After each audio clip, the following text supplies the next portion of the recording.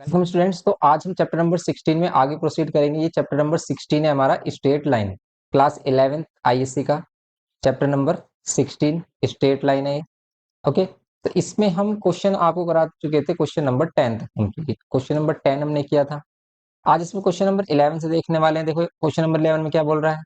इसमें कहता है कि find the slope of a line parallel to the line whose slope is this. आपको उस लाइन का स्लोप निकालना है जो लाइन क्या है, पैरेलल है इस लाइन के, जिसका स्लोप आपको गिवन किया है। Find the slope of a line parallel to this line. देखो जो हमें लाइन गिवन की है उसका स्लोप गिवन क्या है।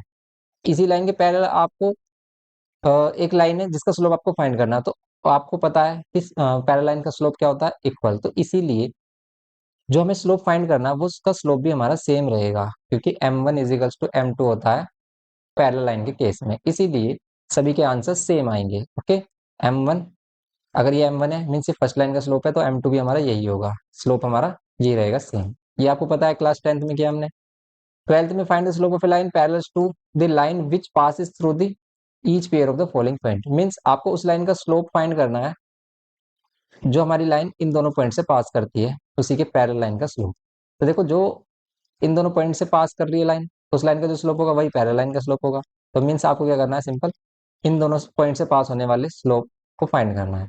और देखो इन दोनों पॉइंट से पास होने वाले स्लोप को आप सिंपली कैसे फाइंड कर सकते हो। जैसे अगर हमें फर्स्ट का आंसर फाइंड करना है, ये आपको बताइए 2 पॉइंट से हम कैसे स्लोप फाइंड करते हैं। तो स्लोप फाइंड करने के लिए क्या करते हैं, m इज इक्वल्स टू क्या होता है, y2 माइनस y1 अपॉन में x2 माइनस x1, ये स्लोप होता है। तो m इज इक्वल्स टू क्या होगा, y2 की वैल्यू क्या होगी, यहाँ पर क्या होगा हमारा, देखो x1 y1 और यहाँ पर ये x2 y2। तो y2 minus y1 means 6 minus 0 and x2 minus x1 means 5 minus 0। तो यहाँ पर क्या होगा 6 अपॉन में 5, तो 6 अपॉन 5 इसका आंसर होगा। और अगर इसका 6 अपॉन 5 आंसर है तो इसके पैरेलल लाइन है जो भी हमारी, उसका भी स्लोप क्या होगा, सेम होगा हमारा 6 अपॉन 5। तो सिंपली इसका आंसर क्या होगा 6 अपॉन 5। तो इसका आंसर क्या होगा हमारा, फर्स्ट आंसर 12th का फर्स्ट पार्ट में 6 अपॉन में 5 आंसर होगा। सेम एज इट इज आप सभी के स्लोप फाइंड कर सकते हो 2 पॉइंट फॉर्म से, वही सेम आंसर होगा। जैसे हम इसका फोर्थ वाले का देखें तो क्या होगा, देखो ये हमारे लिए x1 y1 और ये हमारे लिए x2 y2। देन हमारे पास क्या होगा y2 माइनस y1 m की वैल्यू, एंड यहाँ पर क्या होगा x2 माइनस x1 या माइनस ए। तो ये क्या होगा b अपॉन में माइनस ए है, हमारे पास माइनस माइनस प्लस है, तो ये होगा b upon a. m is equals to b upon a, simply ये होगा इसमें। ओके, तो ये होगा इसका फोर्थ आंसर। नेक्स्ट पार्ट में देखो 13 में क्या बोल रहा है।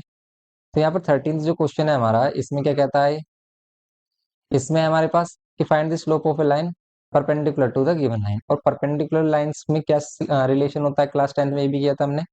परपेंडिकुलर लाइंस में रिलेशन होता है कि m1 और m2 का प्रोडक्ट -1 होता है, या फिर हम कह सकते हैं कि m1 इज इक्वल्स टू क्या होगा -1 अपॉन m।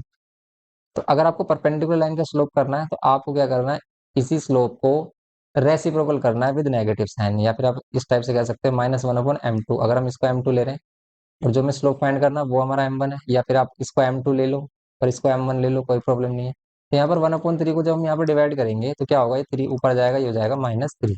ओके, तो ये -3 हो जाएगा। ऐसे सेम सेकंड में भी अगर हम क्या करें, स्लोप फाइंड करें, स्लोप क्या होगा सेकंड वाले में भी। सेकंड में भी अगर हम स्लोप देखें, m2 की वैल्यू देखें तो क्या होगा -1 अपॉन m1। m1 की वैल्यू -1 अपॉन 6 रखेंगे, माइनस से माइनस कैंसिल, ये कितना हो जाएगा 6 अपॉन में 5। ओके, तो m2 कितना हो जाएगा 6 अपॉन में 5। तो ये इस टाइप से आप सभी आंसर फाइंड कर सकते हो। क्लास 10 का कॉन्सेप्ट है, सिंपल। नेक्स्ट देखो आप 14th में कि find the slope of a line perpendicular to the line which passes through. तो इस बार भी ऐसे ही करना है आपको, पहले इन दोनों पॉइंट से स्लोप फाइंड करना है, स्लोप फाइंड हो जाएगा फिर उसी का नेगेटिव का रेसिप्रोकल कर देना है, देन आपको परपेंडिकुलर लाइन का स्लोप मिल जाएगा। जैसे अगर हम इस वाले क्वेश्चन को ले लेते हैं इसमें, तो क्या होगा क्वेश्चन नंबर 14th में। तो यहाँ पर अगर हमारे पास है माइनस के इंटू में माइनस के H and B comma minus F, इसको आपको फाइंड करना है। ये x1 y1 ले लेते हैं, ये x2 y2। देन क्या होगा, देखो स्लोप, देन स्लोप क्या होगा, सिंपली सबसे पहले हम इसका स्लोप m1 फाइंड कर लेते हैं। स्लोप क्या होगा y2 माइनस y1, y2 की वैल्यू क्या है, ये minus F minus y1, y1 की वैल्यू क्या है x2 माइनस x1, x1 की वैल्यू क्या है माइनस ए। सिंपली इसका आंसर कितना होगा, इसका आंसर होगा माइनस एफ, या कॉमन ले सकते हो एफ प्लस एच और डिवाइड में बी प्लस के, ये होगा सिंपली। तो ये इसका m1 होगा, और अगर ये m1 होगा देन m2 क्या होगा, देन m2 होगा -1/m1। ये होगा -1/m1 की वैल्यू क्या है, -f+h, और डिवाइड में b+k। तो ये जो b+k इसको ऊपर लेके आ जाएंगे, ये हो जाएगा माइनस में b+k, और डिवाइड बाय माइनस साइन से माइनस साइन वैसे आप कैंसिल कर सकते हो, यहाँ पर भी हो रहा है, तो हो जाएगा f+h। ये हो जाएगा परपेंडिकुलर लाइंस का परपेंडिकुलर लाइन का स्लोप। ओके, b+k अपॉन में f+h। सिंपल यही कॉन्सेप्ट है इसमें। नेक्स्ट देखो 15th क्वेश्चन क्या बोल रहा है, इसमें 15 में कह रहा है कि in rectangle A B C D slope A B आपको 5/6 गिवन किया है, find the slope of B C C D and D. तो आपको जो अदर साइड्स है उन सभी के स्लोप फाइंड करना है। ध्यान से देखो, अगर ये क्वेश्चन नंबर 15 में एक रेक्टेंगल बोल रहा है, ये रेक्टेंगल बोल रहा है, देन हमने इसको A B C D let किया है, A B C D let किया है, और ए बी का स्लोप कितना है 5/6। आपको फाइंड करना है B C C D and D A का स्लोप। ये स्लोप्स क्या होंगे हमारे, इन स्लोप को फाइंड करने के लिए देखो, अगर ये 5/6 है तो इस सी डी का स्लोप भी 5/6 होगा, क्योंकि लाइन पैरेलल भी है, और ये लाइन परपेंडिकुलर लाइन है, तो आप कह सकते हो कि स्लोप ऑफ ए डी या स्लोप ऑफ बी सी किसके इक्वल होगा, स्लोप ऑफ ए डी और बी सी दोनों के स्लोप सेम होंगे। ये क्या होगा, -1/स्लोप ऑफ ए बी बोल दो या फिर सी डी। तो आप कर लो इसको, -1/5/6, 6 ऊपर जाएगा तो ये हो जाएगा -6/5।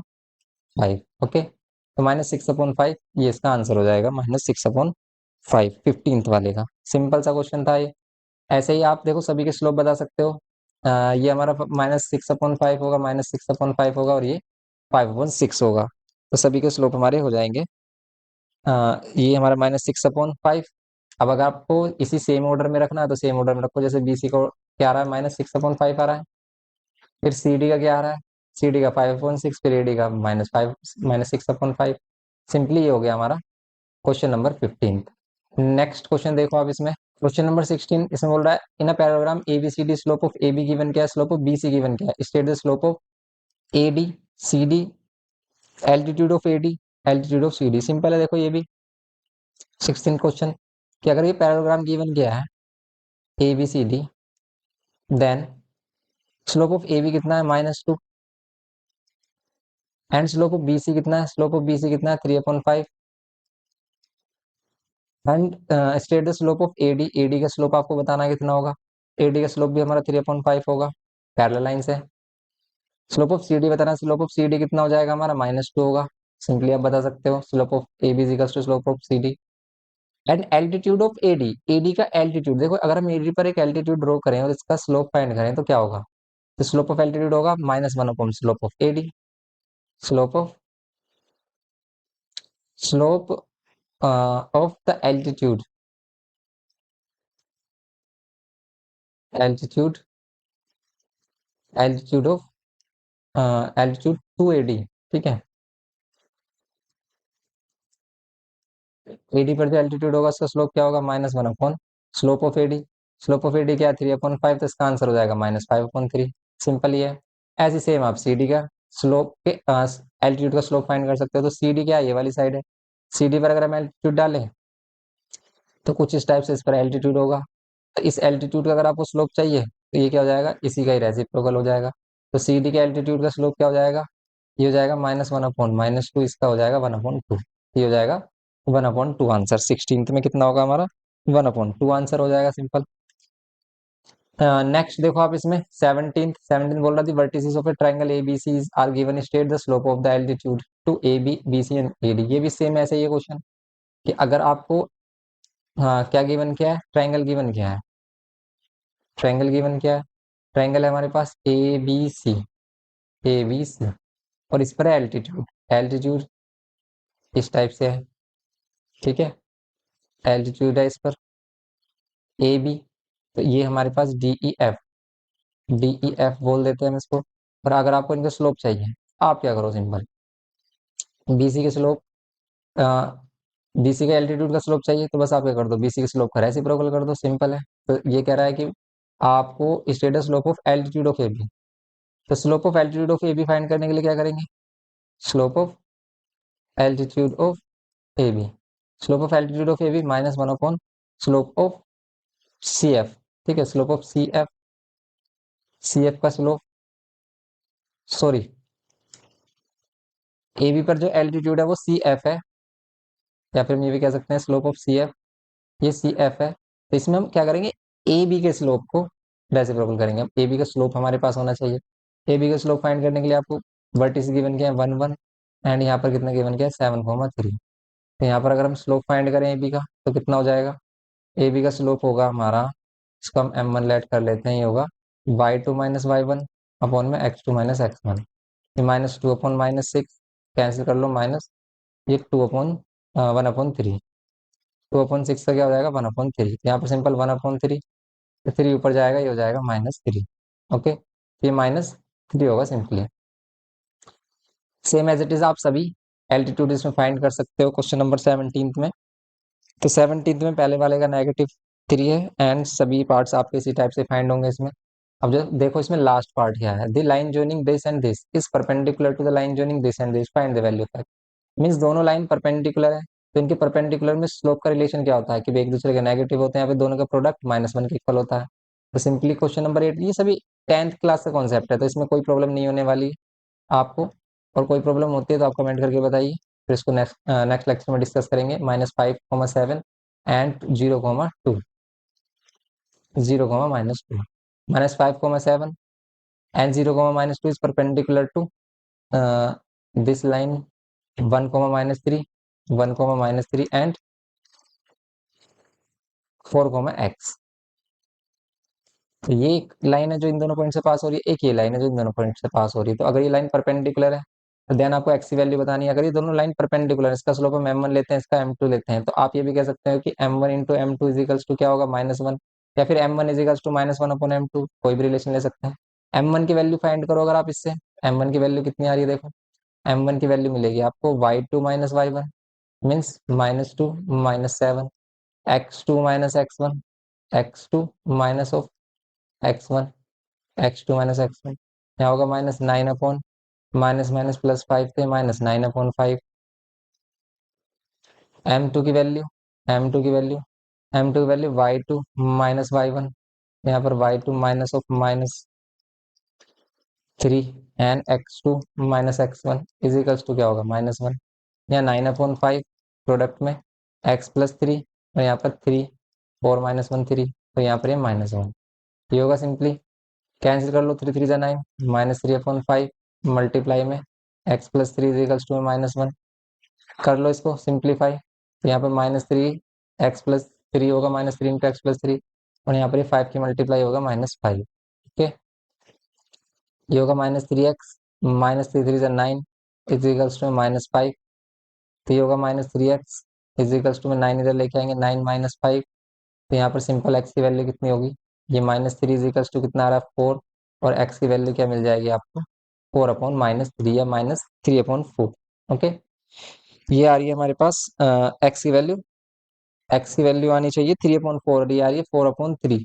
कोई प्रॉब्लम है इसमें, चेक करो इसको, परपेंडिकुलर लाइंस का हमने रिलेशन सही पुट किया है या नहीं, सही है रिलेशन, 5 माइनस साइन से माइनस साइन कैंसिल हो जाता है वैसे, लेकिन अभी भी आंसर सही आना चाहिए, 3/4 आना चाहिए, ये 3 3 9 -3, ठीक है। हाँ, तो इसमें पॉइंट चेक करो आप, -5,7 था एंड 0,-2 था, इसका स्लोप अगर हमने फाइंड किया तो y2 minus y1, y2 minus y1 -9 होगा, x2 माइनस और फिर माइनस y1, तो -9/5। फिर स्लोप ऑफ m2 अगर हम फाइंड कर रहे हैं यहाँ पर m2 की वैल्यू के लिए, m2 की वैल्यू के लिए हमने क्या किया, ये हमारे पास y2 माइनस y1 से +3 हो जाता, x2 माइनस x1, 4 -1, ये 3 हो जाएगा, x प्लस 3/3, 3 3 9, 5 की मल्टीप्लाई कर रहे हैं इधर, सेम ही आंसर आना चाहिए भाई, यहाँ पर प्रॉब्लम क्या आ रही है, देखो अगर माइनस से माइनस साइन कैंसिल भी करते आंसर सेम ही आएगा, अभी 3 डिवाइड में ही आ रहा है इसमें, देखो आप चेक करके देख लेना, वैसे यही आंसर होगा इसका, प्रॉब्लम है इसमें क्वेश्चन में। तो आप यहाँ पे देख सकते हो 3x + 9 इजिकल्स टू में 5, 3x इजिकल्स टू में 9 माइनस करोगे 5 माइनस 9 -4, ये होगा -4 और x की वैल्यू होगी -4/3। यही आंसर होगा इसका। ओके, ये कंप्लीट हो गई हमारी एक्सरसाइज 16A। नेक्स्ट लेक्चर में इसमें आगे प्रोसीड करेंगे, तो आप इसको करिए अच्छे से। मिलते हैं नेक्स्ट लेक्चर में। वीडियो इन्फॉर्मेटिव लगे तो प्लीज़ लाइक करिए, शेयर करिए अपने फ्रेंड्स के साथ, और चैनल पर फर्स्ट टाइम हो तो प्लीज़ सब्सक्राइब करके हमें सपोर्ट करिए। Thanks for watching.